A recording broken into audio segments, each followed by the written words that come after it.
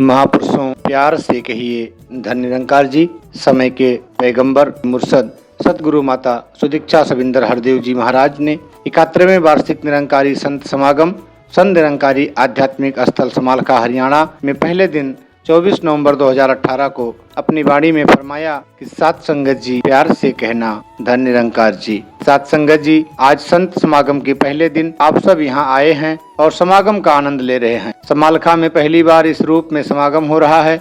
दासी अगर समालखा धीरे धीरे 2 हिस्सों में पढ़े तो इसको इस तरह भी कह सकते हैं कि संभाल का कि आने वाले समय में यह मैदान बहुत ही संभाल कर रखना है। यह मैदान हमें हिफाजत से रखने हैं, क्योंकि इन्हीं मैदानों में हमने समागम का आयोजन करना है। अभी जो रूप नजर आ रहा है, चाहे सेट पूरा नहीं हो पाया है, फिर भी पंडाल के बाहर दासी को जहां तक नजर जा रही है वहां तक संगत बैठी है। दासी अनुमान लगा रही है कि जब यह सेट पूरा हो जाएगा तब भी शायद बैठने का स्थान पूरा ना पड़े। इसी के साथ साथ दासी आप सबसे क्षमा मांगती है कि पहली बार समागम इन मैदानों में हुआ है और काफ़ी इंतजाम ठीक से नहीं हो पाए। अभी यहाँ तैयारी भी पूरी तरह से नहीं हो पाई। हम संगत को माँ का दर्जा देते हैं और जब आप सभी समागम के लिए मैदान में आए तो तैयारी बिल्कुल उस रूप में नहीं हो पाई जिस रूप में आप सबका मान रखते हुए होनी चाहिए थी। दासी मैदानों में आई तो कई जगह देखा कि टेंटों में अंधेरा था, बिजली का इंतजाम भी ठीक से नहीं हो पाया जिस तरह से होना चाहिए था, पानी की भी थोड़ी सी कमी रही, अन्य कमियां भी हैं। दासी फिर से उन सब के लिए आपके चरणों से क्षमा मांगती है। टीम ने तो बहुत प्रयास किया कि सारा इंतजाम अच्छी तरह से हो जाए। मंडल के सारे विभाग, सारा सेवा दल और सारे महात्मा मिलजुल कर सेवा करते रहे, फिर भी जो कमी है उसके लिए आशा है आप सब माफ कर देंगे। दासी देख रही है कि हमारे मिशन का इतिहास तस्वीरों के रूप में लगा हुआ है। यह एक मिशन की विरासत है जो बाबा बूटा सिंह जी, बाबा अवतार सिंह जी, बाबा गुरबचन सिंह जी, बाबा हरदेव सिंह जी, माता सविंदर जी, राजमाता जी के रूप में आप देख रहे हैं। अब हम सब का फर्ज है कि हम ज्ञान की रोशनी लेकर एक जले हुए चिराग की तरह इस विरासत को आगे से आगे बढ़ा पाएं। मिशन का यह संदेश हमें और दूर तक पहुंचाना है। हमें ज्ञान को अपने कर्मों में ढालना है, नहीं तो जिस ज्ञान के होने का हम दावा करते हैं वो चिराग तले अंधेरे वाली बात हो जाएगी। अगर हमें लगे कि हमारा अपने ज्ञान का चिराग बुझ रहा है तो आसपास बैठे जलते हुए चिरागों की रोशनी से हम अपने आप को फिर से प्रकाशित कर लें।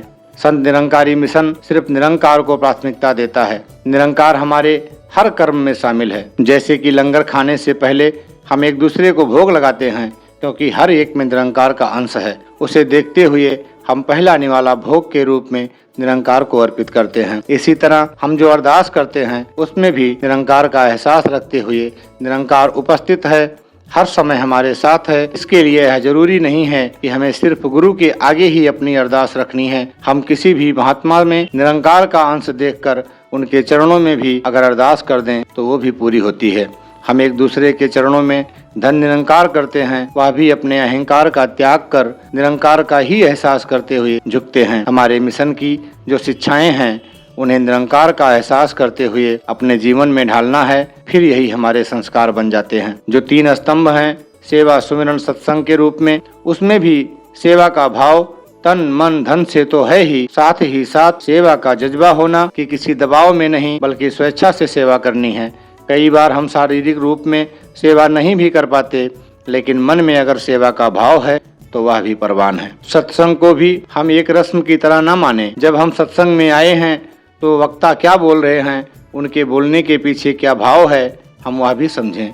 या ना देखें कि वह वक्ता अपने शब्दों पर पूरा उतर भी रहा है कि नहीं, बल्कि उस समय जो सीख मिल रही है उस सीख को ग्रहण करें। हम यह भी देखें कि सत्संग में आए हैं तो क्या हम सिर्फ अपने मोबाइल फ़ोन में व्यस्त हैं? क्या हम मोबाइल फ़ोन पर तस्वीरें ही खींचते चले जा रहे हैं और बाकियों का ध्यान भी भटका रहे हैं, या फिर हम ध्यान से सुन भी रहे हैं? क्या हम सत्संग के समय मर्यादा और अनुशासन का पालन कर रहे हैं? नमस्कार की पंक्तियों में एक बार ही आ रहे हैं या बार बार आ रहे हैं? बार बार आना तो बिल्कुल ही शोभा नहीं देता। नमस्कार तो एक बार में कबूल हो जाती है। सत्संग में समय की पाबंदी है, उसका भी ध्यान रखें। निश्चित समय में सत्संग का आनंद लें। पिछले वर्ष की ही बात है कि संत निरंकारी चैरिटेबल फाउंडेशन का नेत्रदान शिविर लगा हुआ था। वहाँ एक महात्मा ने कहा कि आप मेरी आंखें अभी ले लीजिए। कहाँ आंखें दान करनी है मुझे बताएं। महापुरुषों ने समझाया कि यह तो सिर्फ एक फॉर्म है जिसे आपने भरना है। जब इस शरीर की यात्रा पूर्ण हो जाएगी उसके बाद आप अपना नेत्र दान कर सकते हैं। उस महात्मा ने सेवा भाव में हुक्म का पालन करते हुए अपना ऐसा जज्बा दिखाया कि आप मेरी आंखें अभी ही ले लीजिए, क्योंकि पता नहीं जब मेरा शरीर जाए उस समय मेरे बच्चे या परिवार वाले कोई आपत्ति न कर दें, फिर मैं नेत्र दान नहीं कर पाऊंगा, इसलिए आप अभी ले लीजिए। इस बात के पीछे उनका भाव देखा कि महात्मा गुरु के आदेश व मर्यादा का पालन करते हैं। ऐसे महात्मा की अवस्था बहुत ऊंची होती है। बचपन में ही त्रिवेणी का जो रूप बाबा जी, माता जी और राजमाता जी की उपस्थिति में बनता था, वो यहाँ संगत, निराकार और आप सब में त्रिवेणी नजर आ रही है। निरंकार हम सब पर ऐसी कृपा हमेशा बनाए रखे कि पल पल निरंकार को अपने अंग संग मानते हुए हमारा जीवन व्यतीत हो और जो सिखलाई हमें संगत में मिली है वह हमारे व्यवहार में झलके। साथ संगत जी, धन्य निरंकार जी।